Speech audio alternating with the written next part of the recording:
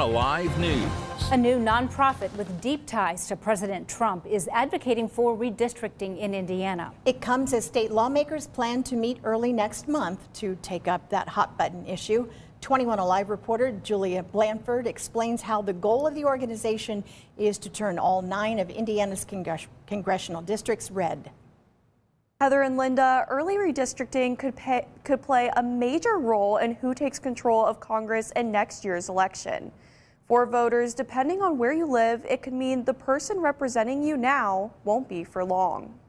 This is really an action to help prevent the Democrats from drawing us out of the majority. Fair Maps Indiana Chairman Marty Obst says he's been a fan of President Trump's policies since he served as a senior advisor on his 2016 presidential campaign.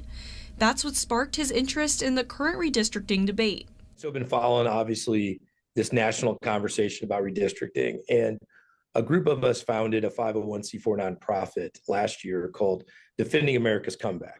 After starting Defending America's Comeback, Obst and other members decided they wanted to create a group centered more around connecting with people impacted by mid-decade redistricting. So Fair Maps Indiana was born. Obst says while it's a statewide issue, they're not focused on places like Northeast Indiana, represented by 3rd District Republican Congressman Marlin Stutzman. We are working to connect constituents in these targeted districts with their senators to make sure that they know that there is support for redistricting within their districts. The targeted districts include those in central Indiana, covering most of Indianapolis, and far northwest Indiana, which includes Gary and Michigan City.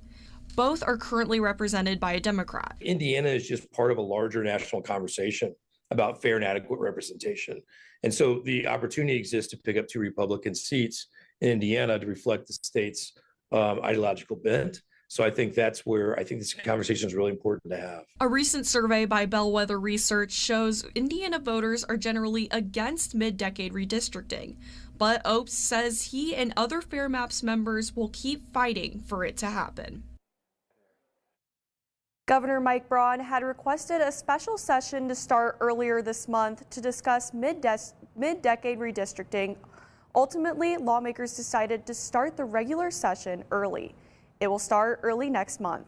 Reporting in studio, Julia Blanford, 21 Alive News.